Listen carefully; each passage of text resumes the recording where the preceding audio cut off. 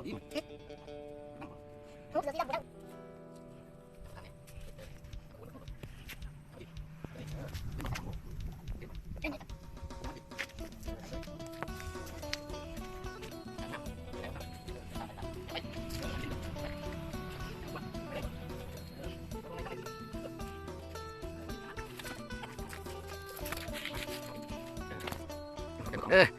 อ้ยจบ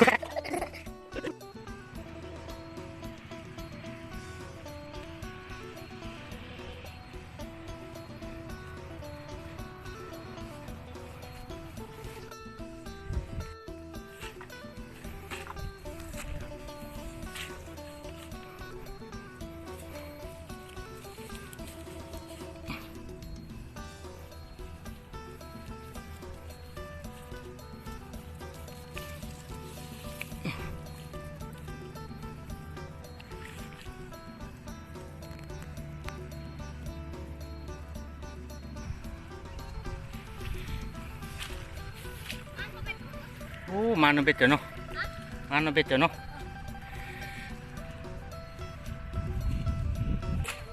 ฮะปลาคอตะบนกุบตัวมาใส่ปลาคอใหญ่เลย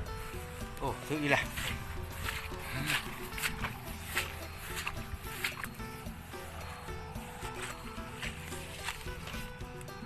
ใช่นี่บ่ใช่พี่โอ้ไปยกนะเอาขึ้นมา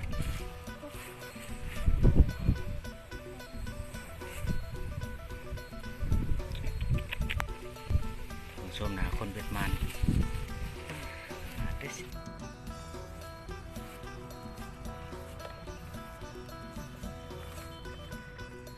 งูพี่น้อง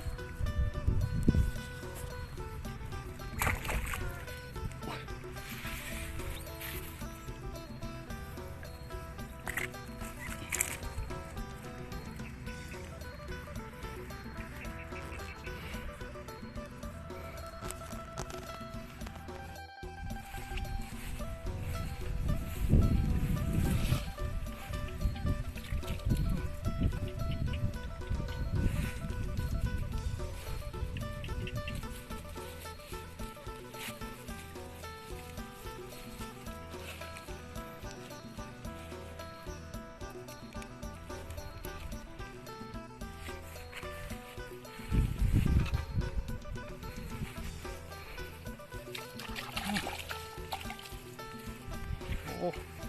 เป็นไงพี่น้องอุ้ยค่อย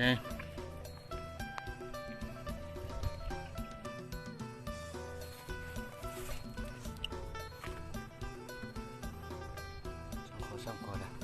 อาตะเว้นกับพอดีคอยคำพี่น้องพอดีพวกมันมาเบิ่งปริมาณก่อน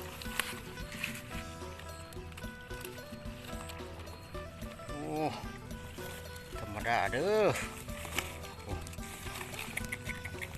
โอ้สองคน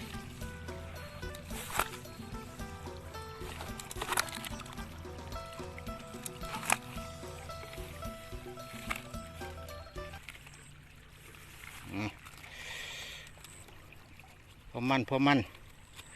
จะนายไปเลาะอีกบาทหนึ่ง